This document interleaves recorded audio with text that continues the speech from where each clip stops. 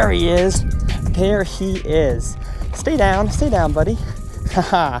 Well, how's it going, everybody, and welcome back to Tyler's Real Fishing. In today's episode, we're going to talk about the #1 day of the year to go bass fishing, why you should clear your schedule and make way for fish like this. Let's talk about it.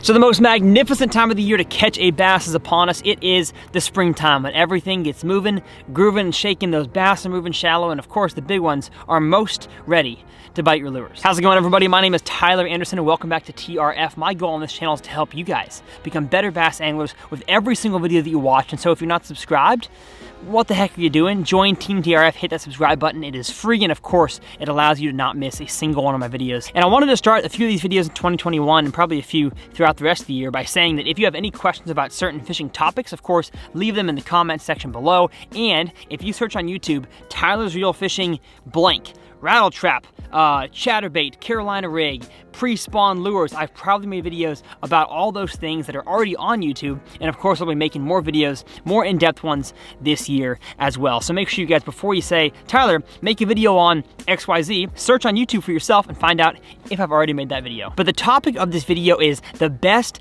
day of the year to catch fish, because as a novice angler, you might think, well, I mean, of course I don't want it to be raining, but every other day is probably just about the same.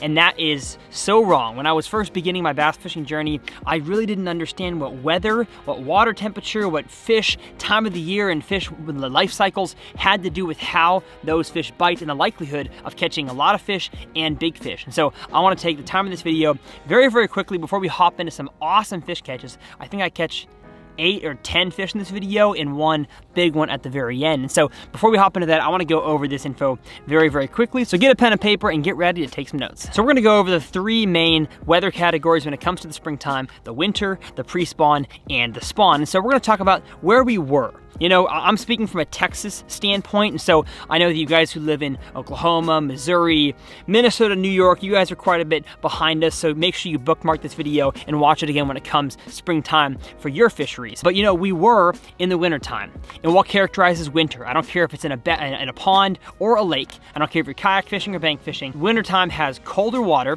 The fish are generally deeper in the wintertime, and the fish really don't move that much. Their metabolism slows down, they don't feed as heavily, and if they do, it's more on those big meals, those big football jigs, swim baits, that kind of thing. Or if something kind of dangly like a drop shot drops in front of their face, they're gonna eat that as well, but they're really not moving around the shallows, chasing around bait fish and looking under rocks for crawfish. They're really kind of just chilling. So that brings us to where we are right now. The water started to warm up a little bit. You know, the weather's changing, spring is in the air. You know, the trees haven't really turned yet, so spring isn't here, but the pre-spawn is here, and that means the fish are getting ready to spawn. They are getting out of their winter habits, their metabolism speeding up. As the water temperature and air temperature starts to rise, those fish start to become more active, and so that moves us to the spawn, which is the best time of the year to catch a big fish and a ton of fish just beating the bank, fishing up shallow. And so I want to talk about where in this time zone to look for and hopefully plan, if you can, the best fishing day of the year. And here are the 5 or 6 keys that I have in order to line up to always find the best day of the year to catch fish. The first thing that you want to look at is air temperature. Now, of course, air temperature is directly correlated to water temperature, and so we're going to talk about that here in a second, but you want to make sure the air is warming relatively consistently and or fast. And so let's say you've had, here in Texas, highs of 40s, 50s every day. That's kind of our standard winter, height for temperature every day. And then all of a sudden you start having weather in the 60s, and then you have 1 or 2 or 3 days in the 70s. That's really what you want to look for, is a warming trend, and you want to line up your fishing on the end of that warming trend, especially when you have a night or two that are warm. Sometimes you'll have days that rise up into the 70s, into the 80s sometimes, maybe up into the 60s if that is what is considered a high springtime temperature for you. But when it comes to those nights, You know, it doesn't give the water a chance to cool down at night when you have a warm night. So let's say the temperature rises to 70 and only drops to 55 that night. That is really, really good for your fisheries because it starts warming up the water and keeping it warm. The second thing you want is you want a pattern of high pressure. Usually high pressure kills the bite, but in this short window in the pre-spawn and the spawn, you want super high pressure conditions. So high pressure usually associated with, you know, bluebird skies, zero clouds, low pressure with, you know, some wind, you know, super overcast, cloudy conditions. That doesn't warm up the water very fast. You want the sun to be beaming down at any angle throughout the day into that water to warm it up. So of course, look for, as much as you can, days with zero clouds, and in conjunction with that, zero wind. Now what wind does, at least in the springtime, I found that wind is generally more cold than it is warm. So the more wind you have, the more it'll be moving that water, which does not allow that water to warm up fast. That's why rivers warm up and cool down very, very slowly, because the water is moving. And so wind just creates a lot of turbulence in the water that does not allow the water to warm up very fast. I was on a lake a few days ago, and the windy side of the lake had water temperatures that were 4 to 5 degrees colder than the calm side of the lake, and that is purely because of the effect wind has on not just cooling down, but keeping water at the same temperature. And of course, you want that water to be rising. So now that we've mentioned it a few times in conjunction with the other factors to look for, it's time to talk about water temperature. Now bass, of course, in the wintertime, the water's cold, they're lethargic. The warmer the water gets, those bass kind of make a transition shallow to spawn, and then as the water keeps getting higher, that's when they slide back off again. So spring and fall, as that water temperature gets into the 50s to 70s, those bass are going to be shallow, then deep in the winter, then shallow in the spring, then deep in the summer. It's kind of an up-down cycle that goes through, you know, twice. The bass go shallow, deep, twice throughout the year. And like I said, you want to look for water temperature that is getting into the upper 50s to the lower 70s. Now, of course, the upper 50s is where you're going to find, at least in my experience in Texas for largemouth bass, is going to be your pre-spawn. That's going to be those fish that are moving shallow to feed up and get ready for the spawn. As it gets to the mid 60s, that's really when those bass are spawning, and in the low 70s is kind of like the end of the spawn. At least that's my experience here in Texas. And so if you have your water temperature anywhere from the upper 50s to the lower 70s, you have very, very light wind, if none at all, not a cloud in the sky, and air temperatures that are in the, you know, 60s to 80s. Just one more thing needs to line up to make this the best bass day of the year, is that you want to be on the week, if not on the few days before, a full moon. Now you may be thinking to yourself as a freshwater angler, what the heck do moons have to do with fishing? I know moons have something to do with tides, so it makes sense for saltwater anglers, but what the heck do moons have to do with my bass in my pond? So there's two schools of thought when it comes to moons. One of them is that moons all year round affect how bass feed. You know, full moon, they'll feed at night. New moon, they'll do XYZ, whatever. I'm not really a subscriber to that theory, but I do believe that the full moon, and I've seen this personally, I saw it today here on the water, as you'll see in the fish catches, a full moon, when you have the rest of this stuff lining up in the early spring to middle springtime, is just absolutely deadly because it moves those fish shallow, and especially moves the big ones shallow. You know, the first and the second wave of the spawn is, of course, when you're going to have the biggest fish move up. And in my experience, I've bed fished now for 8 years. Almost all of the big fish that I've caught on beds were literally within the week that we got a full moon, if not 2 or 3 days before, or even on the full moon day itself. I can't explain why. I don't know the science behind it. There's probably some science. You can Google it. I'm just telling you anecdotally what has worked for me, and that is lining up all these things together to have the best bass fishing day possible. I'm going to be talking about these factors as well in the videos coming out on my channel very soon. I will have, I think, 3 pre-spawn lure videos, one for ponds, one for dirty shallow lakes, and one for deep, clear, rocky lakes, the best pre-spawn lures that I've found in those situations. And of course, I'm going to bring up water temperature, air temperature, wind, all that jazz to help you guys catch more fish. And speaking of catching more fish, I caught quite a few fish today. So if you guys enjoy fish catching, you're going to enjoy all these catches right here. Now what I did today is I headed to a power plant lake. That way the water temperature is going to be higher than the rest of Texas. So you're probably going to see me do a few pre-spawn videos, like I said, in that deep, clear water that I have around where I live. But I traveled a few hours today to fish more of like the full-blown spawn, which we had today. and you'll see in these fish catches. It's definitely gonna stink though having to drive home tonight knowing that I'm not driving back to bedding fish. I'm driving back to like winter time, early pre-spawn, and they're already on beds in this lake, which you guys will see. So I'm excited. I'm gonna stop talking. We're gonna get on the front deck and catch some fish, and we'll see y'all next time on TRF.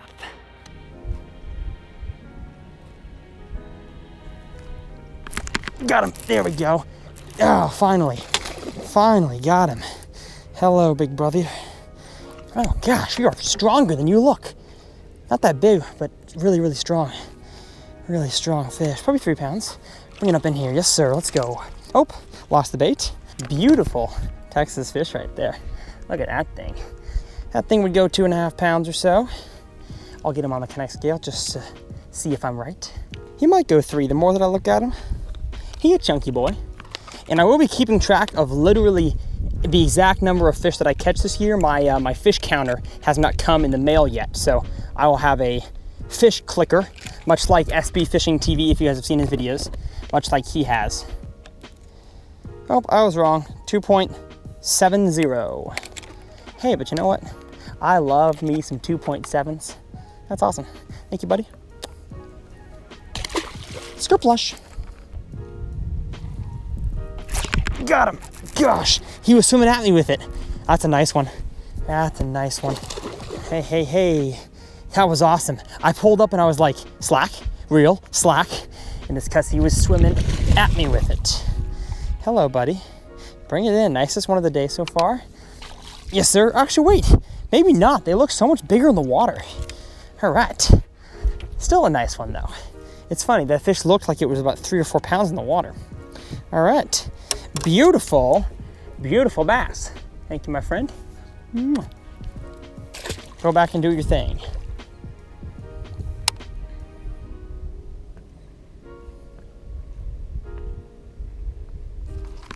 There he is. Let's go. Hey, big girl.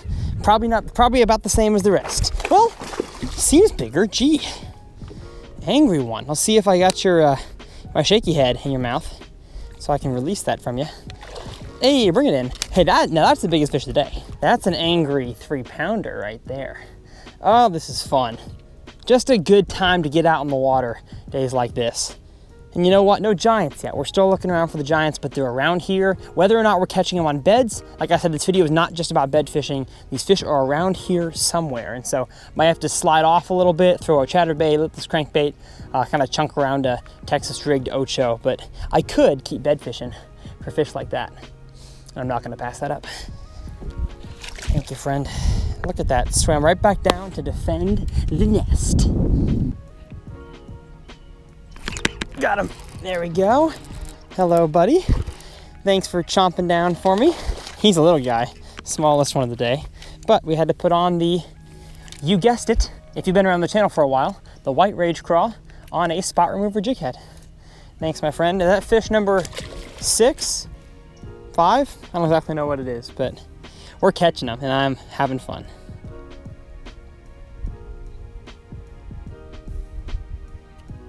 There he is.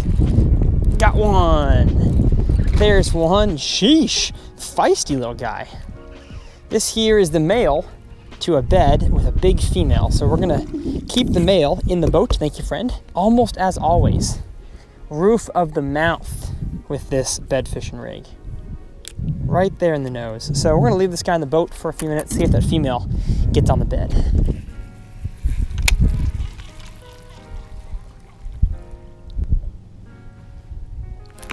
Got her, I got her, no way, no way. That's a big one, that's a big one, that's a big one, that's a big one. Get around the sticks, get around the sticks. Oh my gosh, I didn't know I had her hooked. I didn't know I had her hooked. Oh my gosh, wow, wow, wow. Hello, hello. Hello. No. Bad idea. Bad. No, she's gonna get off. Oh, she can get off. No way. Yes. Oh, look at that fish right there. 5-pounder. Top of the mouth right there. That right there is a classic bed fishing maneuver, which I'll talk about in one of my bed fishing videos coming up later this spring. You take the male out of the bed and sometimes that female will take responsibility of protecting the nest, and she becomes very catchable. That's awesome. Heck yeah. We're gonna put her in the well for just a second and get a picture, and of course get her right back there with her male. Well, I guess we'll reunite them in the live well for a second. Now I'm challenging myself to weigh a lot more fish this year. Now I would probably weigh this fish anyways, but look at that thing. Look at that piece of work. I'm gonna guess just under 5. I could be surprised.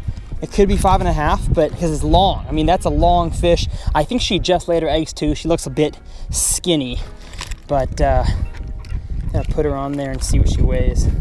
We're looking at, oh wow, 5.25. 5 pounds, 4 ounces. We're gonna get this female right here and the male that's with her back on the bed so they can keep doing their spawn thing, but this is awesome. If you like big bass, subscribe to this channel because that's what you're gonna get all this year. In this boat right here, in my kayak and on the bank, I love catching big ones for you guys and of course teaching you how to do it for yourself because watching me is fun, but of course doing it for yourself is even better. So we'll see you guys next time on TRF.